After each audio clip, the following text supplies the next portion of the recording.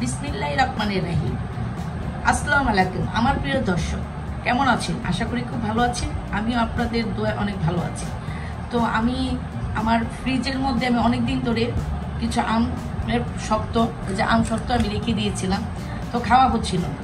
ভাবলাম এটা দিয়ে একটি সুস্বাদু করে বানিয়ে ফেলি, তো আমার বাচ্চাটা পছন্দ করবে। এভাবে যেহেতু খাচ্ছে না, তো বাচ্চার রুচি ফিরানোর জন্য এবং বাচ্চা খাওয়ানোর জন্য একটু মজা করে টক টক একটু মিষ্টি খাওয়ার জন্য আমি একটা সুন্দর সুস্বাদু একটা রেসিপি নিয়ে ভাবলাম আপনার সাথে শেয়ার করি। তো এই কারণে আমি বানাচ্ছি। প্রিয় দর্শক, তো দেখুন আমি কিভাবে আম শক্তগুলো বানিয়ে নিই। যদি ফ্রিজে আপনাদের বেশি দিন আম সত্ত্বের আচারগুলো আপনারা যদি বেশি দিন ফ্রিজে রেখে দেন, তখন একটু দেখবেন একটু কেমন যেন গন্ধ এসে যায়। তো সেক্ষেত্রে আপনারা কি করবেন, এগুলোকে ধুয়ে নিয়েছি আমি, দেখুন এগুলোকে সুন্দর করে ধুয়ে নিয়েছি। ধোয়াতে আমার যে একটা এর সাথে ভাবের যে একটা গন্ধ, এটা চলে গেছে। তো এটাতে আমি ছোটো ছোটো এভাবে পিস করে নিচ্ছি। আমি ধুয়ে এগুলোকে ছোটো ছোটো করে এভাবে পিস করে নিচ্ছি, দেখবেন তাহলে বাচ্চারা খেতে কিন্তু খুবই মজা পাবে। এগুলো সবগুলো আমি এভাবে করে এর আগে কিছু কেটে নিয়েছি, আর বাকিটা আমি কেটে নিব। দেখবেন বাচ্চাদের চকলেট না খাইয়ে, টক জাল কিছু না খেয়ে, তেঁতুল না খেয়ে এই আচারটা বানিয়ে আপনারা খাওয়ান, দেখবেন বাচ্চারা খুবই চেটে পুটে খাবে।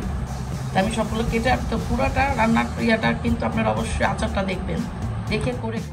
আমি দেখেন এতটুকু করে সুন্দর করে কেটে নিয়েছি। এবার এইগুলোর মধ্যে একটু এভাবে করে বিট লবণ আমি ভালো করে একটু মেখে নেব। আর একটু দিব বিট লবণ, আমি ভালো করে একটু মেখে নেব। প্রিয় দর্শক, আমি একটি কড়াই বসে নিয়েছি। কড়াইতে আমি কড়াইটা একটু গরম হয়েছে, তো আমি এটার মধ্যে একটু সামান্য তেল দিয়ে দিলাম। জাস্ট একটা ফ্লেভার আনার জন্য তেলটা, সরিষার তেল দিয়ে দিলাম।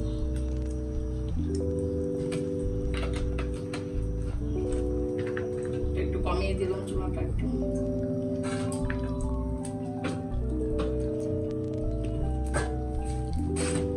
এখন আমি যেহেতু মিষ্টি বানাবো বাচ্চাদের জন্য, সেটা আমি চিনি একটু বেশি করে চিনিটা দিয়ে দেবো,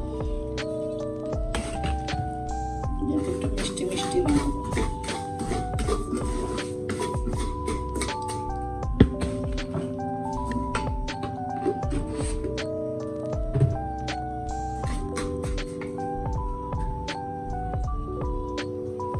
এটাতে আমি সামান্য পরিমাণে একটু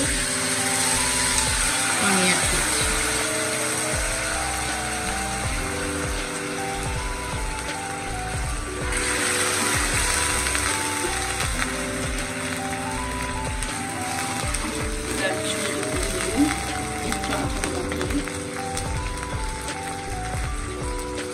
দেখতে পাচ্ছেন আমি মশলাগুলো দিয়ে দিই।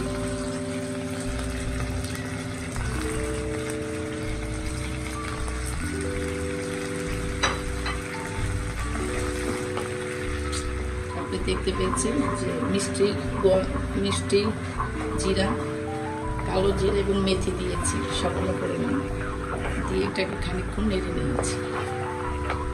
তারপরে আমি এই যে লবণ দিয়ে মাখা আম শক্তগুলো দিয়ে দিচ্ছি।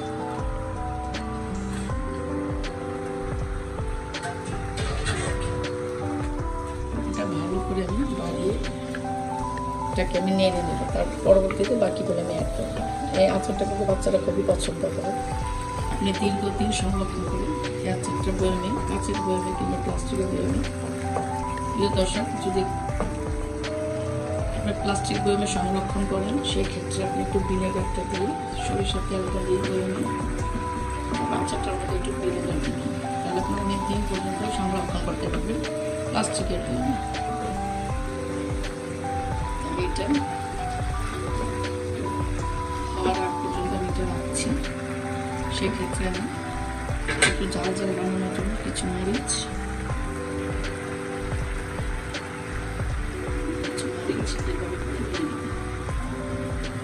একটু ঝাল ঝাল করার জন্য মরিচগুলো আমি বেঁচে নিয়েছি।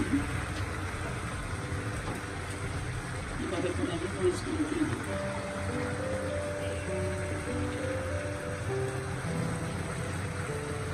দেখতে পাচ্ছি পাচ্ছেন মরিচগুলো এইভাবে করে করে হাত দিয়ে দিয়ে দেবো। আপনারা চাইলে একটু পাটার সাহায্যে দিতে পারেন, তবে আসতেই ভালো।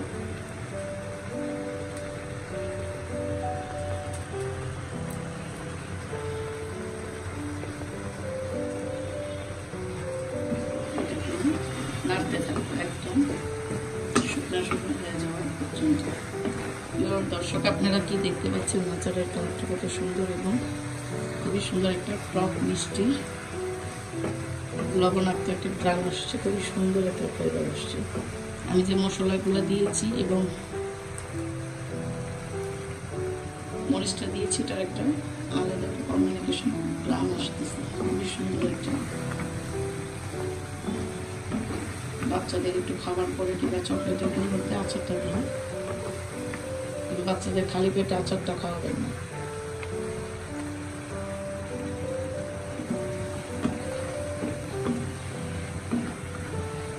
এটা জল দিয়ে আচারটা হয়ে যায়।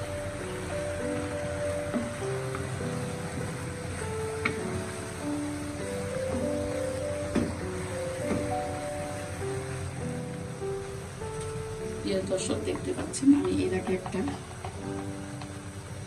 মশলা করে দিয়েছি। এই মশলাটা উঠানোর আগে চুলাটা বন্ধ করে এটা দিয়ে দিবে। এই মশলাটা দেওয়ার পরে আপনার বেশিক্ষণ চুলার মধ্যে চুলার আঁচে রাখা যাবে না, সেক্ষেত্রে একটু নেড়ে এটা কি মশলাটাকে মিক্স করে ফেলছি আচারটার মধ্যে। আমার চুলাটা বন্ধ অবস্থায় কিন্তু আমি কাজটা করছি। প্রিয় দর্শক খেয়াল রাখবেন, তাহলে যে মশলাটা যে গ্রামটা এটা আসবে না।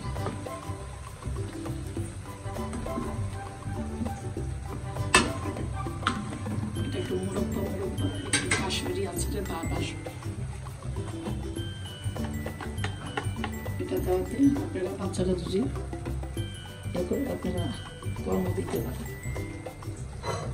আপনারা দেখতে পাচ্ছেন আচারটা কত ইয়ে হয়েছে। আর এই যে আমি মশলাটা দিলাম, এই মশলাটা বাচ্চারা যখন খাবে একটু কামড়ের সাথে যাবে। এটা কিন্তু স্বাস্থ্যসম্মত আপনার একটা আচার, বড় আচার। আপনার বাহিরের আচারে কিন্তু এই যে প্রাকৃতিক যে ইয়াগুলো মশলাগুলো এগুলো কিন্তু আপনি দেয় না। ওনারা তার আর্টিফিশিয়াল একটা মশলা বাজার থেকে কিনে এনে আচারের মশলা দেয়। তো আপনারা অবশ্যই বাচ্চাদের করে খাবেন। আপনারা দেখতে পাচ্ছেন আচারটা, এটা যতই এটা একটু ইয়া হবে, ঠান্ডা হবে, এটা তত এই মরিচগুলা এই মশলাগুলো এটার সাথে মিশবে। আচারটা কিন্তু ঠান্ডা করে খাওয়া যায়। দেখতে পাচ্ছেন, দেখেন মশলাটা এটা মাখবে। এই যে মরিচের দানাগুলো যখন আপনার মুখে পড়বে খুবই একটা সুস্বাদু ভাব আসবে। প্রিয় দর্শক, আমার আরও সুন্দর সুন্দর ভিডিও আমি আনবো, তবে আপনারা আমার চ্যানেলটিকে সাবস্ক্রাইব করতে হবে, আমাকে অনুপ্রেরণা দিতে হবে। তা না হলে আমি অনুপ্রেরণা পাচ্ছি না। দয়া করে আপনারা সাবস্ক্রাইব করুন, শেয়ার করুন, সকলের মধ্যে আমার রান্নাগুলো ছড়িয়ে দিন। যারা আমার সাবস্ক্রাইবার আছেন তাদেরকে অসংখ্য ধন্যবাদ। আমাকে আপনারা এই অদম্য এই আমার কষ্ট করে আমার রান্নাগুলো আপনাকে দেখছেন এবং আমার চ্যানেলটিকে সাবস্ক্রাইব করছেন, তাদেরকে আমি ধন্যবাদ দিয়ে ছোটো করবো না, আপনাদেরকে সেলুট জানাই। আর যারা আমার চ্যানেলটিকে আপনারা দেখছেন আমার ভিডিওটি, দয়া করে সাবস্ক্রাইব করুন। আরও নতুন নতুন মজাদার আপনারা দেখতে পাবেন, অনেক চমৎকার রান্না আপনাদের মধ্যে যাবে। যদি আপনারা আমাকে আরেকটু উৎসাহিত করুন তো রান্নাটা করে খান আর আমাকে সাপোর্ট করুন। সকলে ভালো থাকবেন, সকলে সুস্বাস্থ্য কামনা করে আমি আজকের মতো এখানে বিদায় নিচ্ছি। আল্লাহ হাফেজ। In this crazy life we live, we all need someone to hold.